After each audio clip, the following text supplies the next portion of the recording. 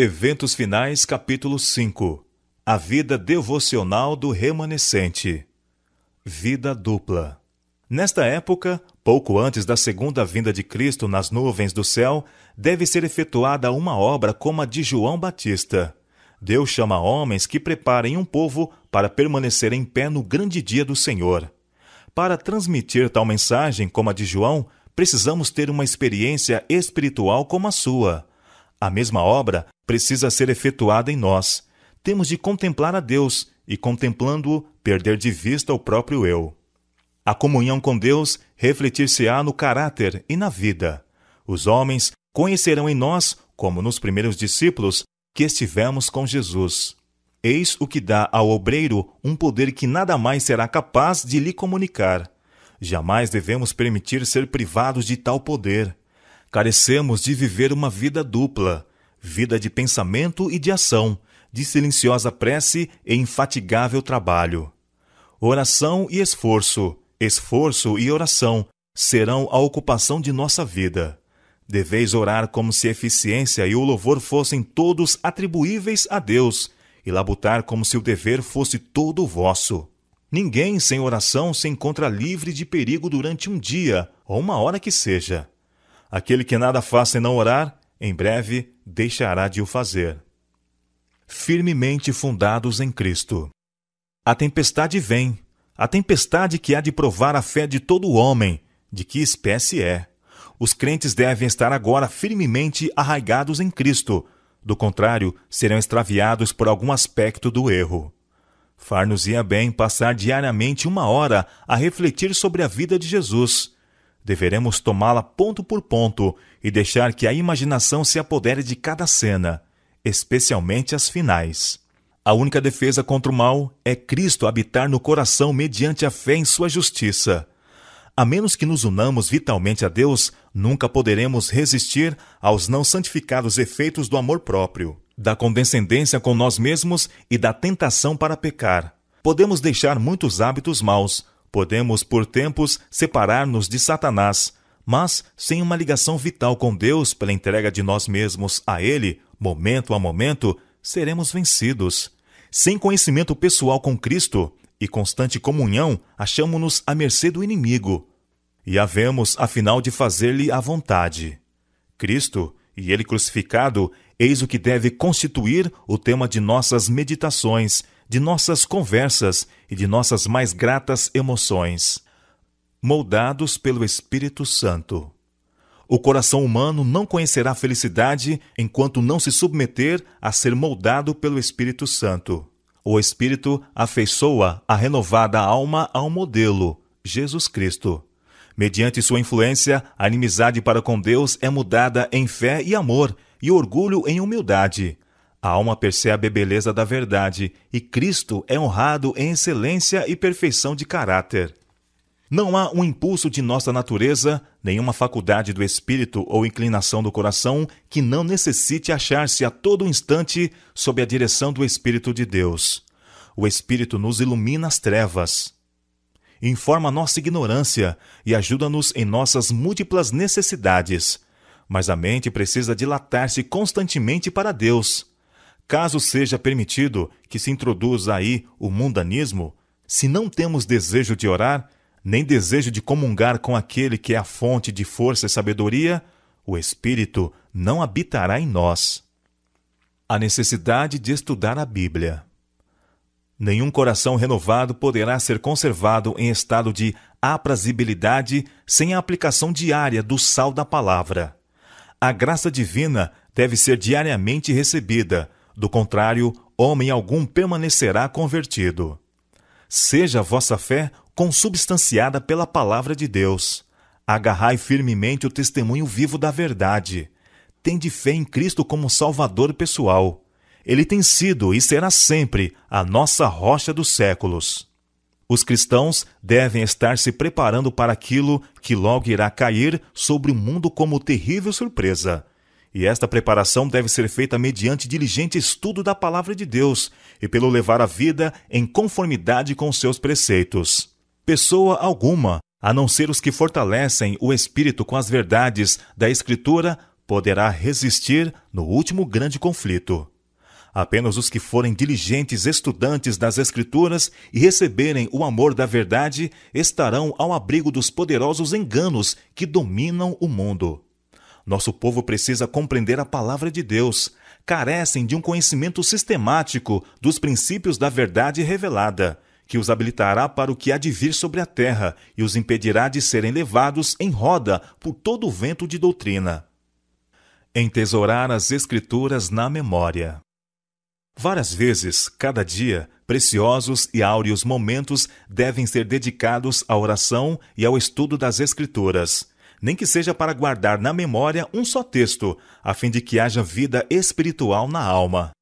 A preciosa palavra de Deus é a norma para a juventude que quer ser fiel ao Rei do Céu. Estudem eles as Escrituras, entesourem na memória texto sobre texto e adquiram o conhecimento daquilo que o Senhor disse. Edificai um muro de passagens bíblicas ao vosso redor, e vereis que o mundo não poderá demoli-lo. Entesourai as Escrituras na memória e retrucai então a Satanás quando ele vier com as suas tentações. Está escrito. Foi dessa maneira que o nosso Senhor enfrentou as tentações de Satanás e resistiu a elas. Pendurai as preciosas palavras de Cristo na galeria da memória. Elas devem ser muito mais apreciadas do que o ouro ou prata. Ao trabalhar, tende convosco uma Bíblia de bolso e aproveitai toda oportunidade para entesourar na memória suas preciosas promessas. Chegará o tempo em que muitos serão privados da palavra escrita. Se, porém, essa palavra é gravada na memória, ninguém poderá tirá-la de nós. Estudai a palavra de Deus, entesourai na memória suas preciosas promessas, para que, quando formos privados de nossas Bíblias, ainda estejamos de posse da palavra de Deus. Apocalipse 14. Uma âncora para o povo de Deus. Nesses últimos dias, é nosso dever determinar o pleno significado das mensagens do primeiro, do segundo e do terceiro anjo. Todas as nossas transações devem estar de acordo com a palavra de Deus. As mensagens do primeiro, do segundo e do terceiro anjo estão todas unidas e são reveladas no 14º capítulo do Apocalipse, desde o verso 6 até o fim.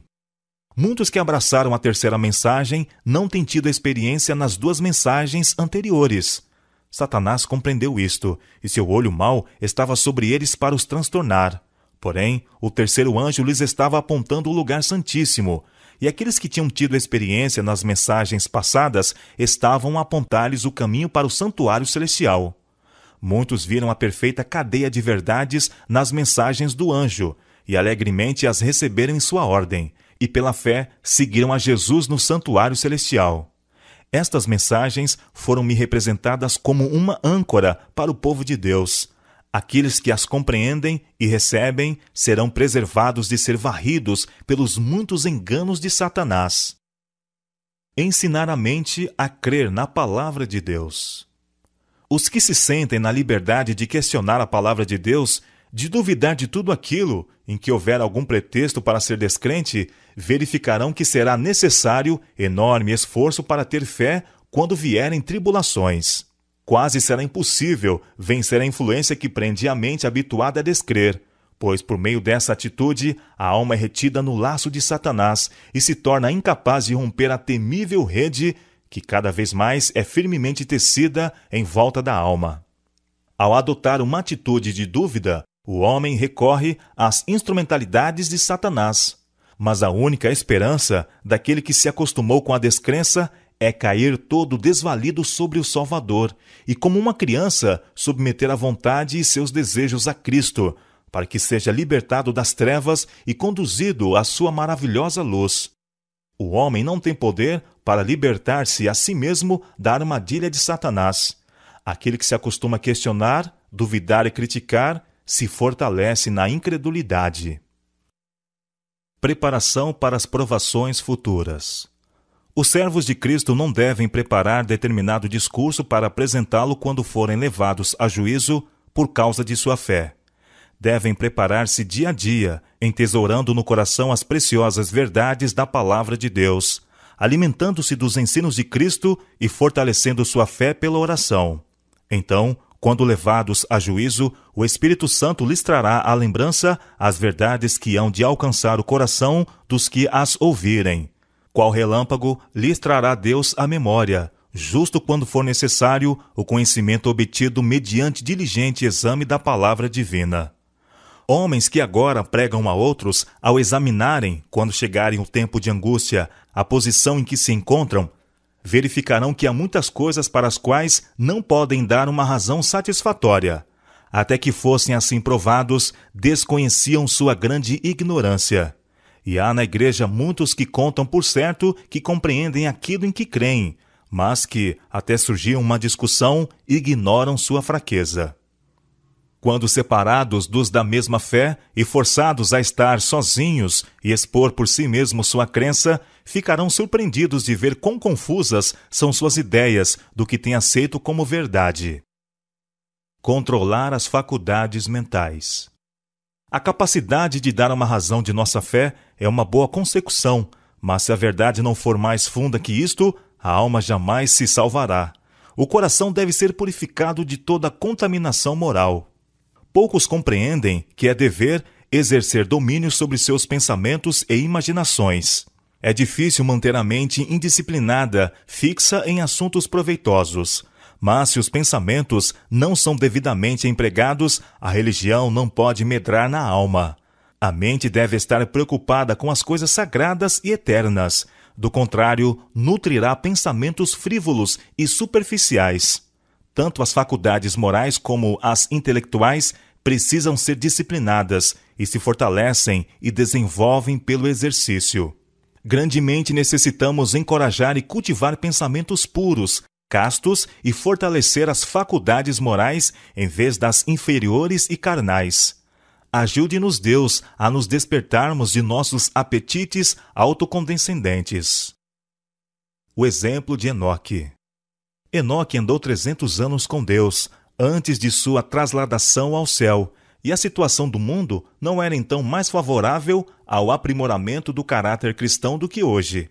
E como Enoque andava com Deus? Habituou a mente e o coração a sempre sentirem que ele se achava na presença de Deus, e quando estava perplexo, suas orações ascendiam a Deus para que o guardasse. Ele recusava tomar alguma decisão que ofendesse a seu Deus. Mantinha o Senhor continuamente diante de si. Orava: ensina-me o teu caminho, para que eu não erre. Qual é o teu desejo ao meu respeito? Que farei para honrar-te, meu Deus? Assim, ele moldava constantemente a vontade e as atitudes de acordo com os mandamentos de Deus e tinha completa confiança de que seu Pai Celestial o ajudaria. Não tinha algum pensamento ou desejo egoísta. Sua vontade estava toda submersa na vontade de seu Pai. Pois bem, Enoque era um representante daqueles que estarão sobre a terra quando Cristo vier e que serão trasladados ao céu sem provar a morte. Enoque tinha tentações assim como nós. Estava rodeado de uma sociedade que não era mais propícia à justiça do que aquela que nos rodeia. O ar que ele respirava estava tão impregnado de pecado e corrupção como o nosso.